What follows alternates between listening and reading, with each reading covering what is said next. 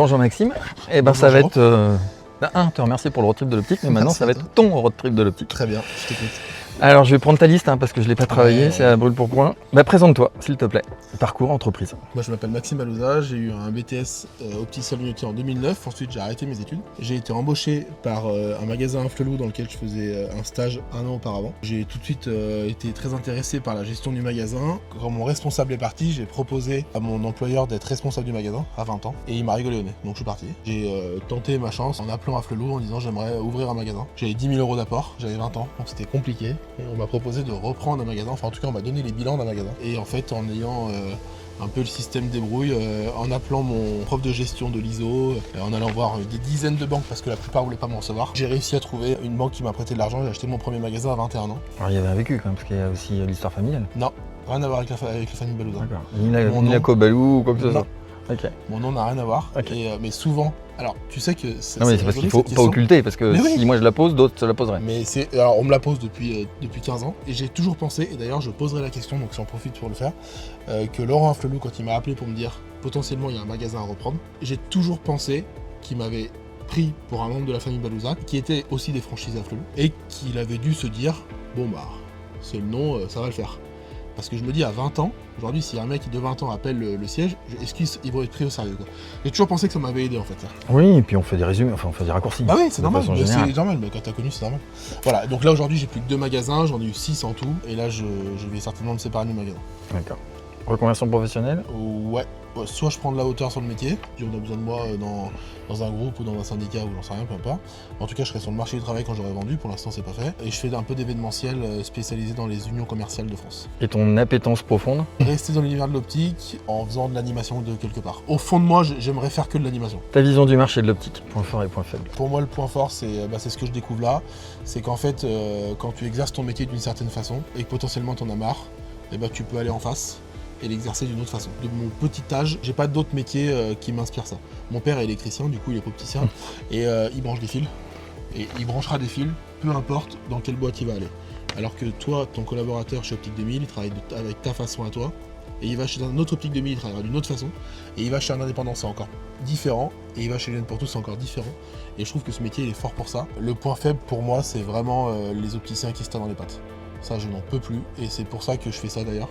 Et pour me dire, putain, il y a quand même un mec de chez Optique 2000 qui me connaît pas, qui me reçoit chez lui. Et ça, c'est vraiment pour moi le point faible, et c'est ce qui dessert la profession, mon avis. Quelles difficultés rencontres-tu actuellement? Alors, le recrutement aussi, mais surtout le management. Je pense que j'ai un caractère de leader, mais pas de manager. Si je suis pas honnête avec moi-même, je dis que je suis un bon manager, parce que voilà, tu penses toujours que tu es le meilleur. Enfin, moi en tout cas, je suis un peu comme ça.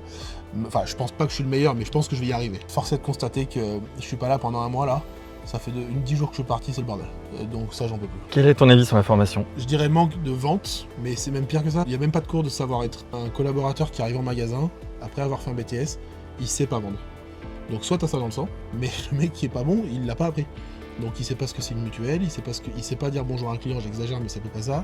Il sait pas répondre à une objection, j'exagère pas, je pense que c'est tout le monde. Toi, tu dois former des gens qui sont déjà normalement formés. Tu perds du temps, franchement, il manque clairement de la vente et du savoir-être. Alors je partage le savoir-être. Oui, on pourrait avoir un module d'écoute active, par exemple.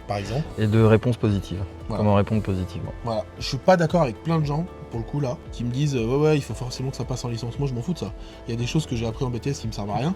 Donc après, c'est pas mon boulot, pour le coup, j'en sais rien, mais j'enlèverai des modules, s'il faut le garder en 2 ans, et je rajouterai ça. Parce qu'il y a des choses qui ne me servent à rien. Je veux te dire que j'ai appris des choses à l'école, enfin, je suis désolé, mais l'analyse de la vision, ça me sert. Tracer des rayons, moi, ça me sert à rien. Et je pense pas que ça m'ait apporté quelque chose dans ma vie de tous les jours. Sélectionne. Ça sélectionne, ouais, bah oui, j'entends. Et le savoir-vivre, je partage. Moi, je dis toujours à mes collaborateurs, la première des promesses qu'on a fait, c'est les horaires qui sont sur la porte. Bah ouais. Et l'esthétique de notre vitrine. Bah ouais.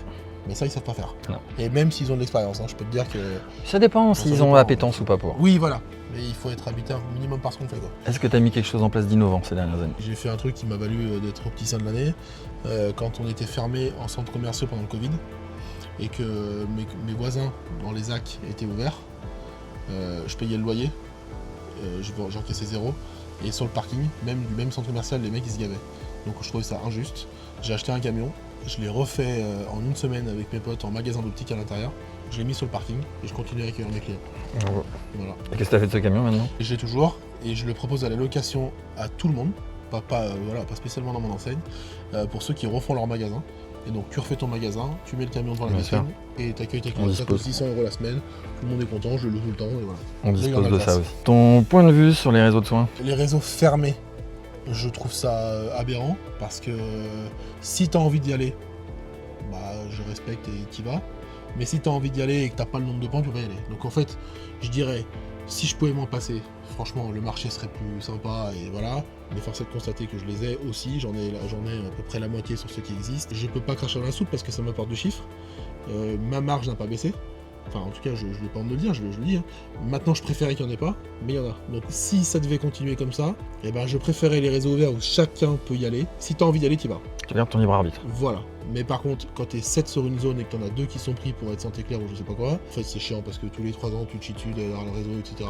Ça, c'est malsain, je trouve. Comment tu vois le marché dans 10 ans? Malheureusement, les petits magasins, ça va être compliqué. Et moi, je vois un truc dont on m'a parlé une fois, mais je pense que l'intelligence artificielle veut vraiment changer les choses. Mettre, tu sais, comme dans les banques, une bande d'accueil avec un avatar qui t'a...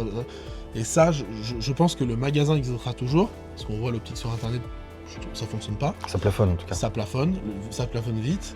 Mais tu vois, une sorte de digital quoi, tu vois.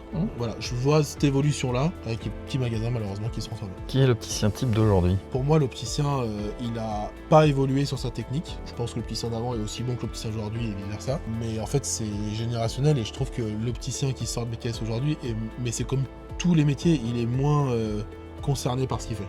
Mais c'est pas une question de technique, pour moi c'est la même, il est pareil. Enfin, on est ni moins bon, ni meilleur qu'avant, je trouve. Ton avis sur les syndicats? Ils font plein de trucs, je pense. Moi je suis adhérent du ROF, mais ça manque de modernité et de communication. Communication pour les opticiens, il y en a beaucoup là que je rencontre, et moi j'en fais partie, qui sont pas au courant de ce qu'ils font parce qu'ils le disent pas, en tout cas pas de façon moderne je trouve.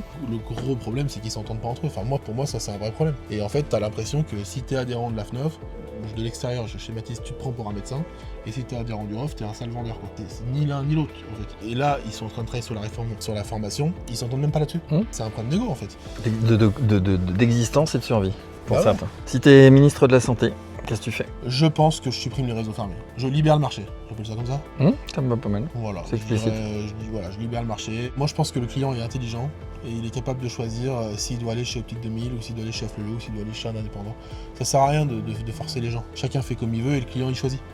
Voilà, si tu veux lui vendre une monture à 600 balles, bah, et si le client il est ok, pas besoin d'avoir une règle en fait. Okay. Une anecdote qui a marqué ta vie professionnelle? Je me suis associé avec un pote à moi de promo, ouvrir un magasin, mais il a une maladie génétique, donc ça se passait bien, il était salarié chez moi, tu vois, je me suis associé avec lui. Et 8 ans après il m'a baisé. Et si c'était à refaire, j'écouterais mon expert comptable et mon avocate qui me disait attention, c'est pas parce que c'est ton pote que ça va être un bon associé. Voilà. Mais moi je suis un peu comme ça, enfin non mais attends, c'est bon, celui qui m'arrive au pire des cas c'est de l'argent. Bah ouais, mais c'est pas que de l'argent en fait. Ma vie perso a changé, j'ai fait un burn-out, enfin c'est pas que de l'argent. C'est que en fait c'est sûrement secondaire l'argent. Mais clairement. Bah, en tout cas pour moi c'est secondaire. J'ai compris que pour toi aussi, mais pour plein de gens c'est important. Et pour mais lui, ça l'est. Pour lui, c'était primaire en fait. C'était la chose la plus importante. Et pour moi non. Et en fait j'ai porté la boîte pendant 8 ans parce que il était malade, c'est une chose, mais c'est surtout parce qu'il savait pas faire, enfin, il aimait pas ça en fait. Et je me suis associé à 50-50, c'est la pire erreur que j'ai faite de ma vie. Et au-delà de l'argent, parce que j'ai quand même perdu beaucoup d'argent, j'ai perdu un pote déjà, et la confiance que j'avais donnée, et ça m'a vraiment brisé. Et c'est une des raisons pour lesquelles aujourd'hui je vais arrêter.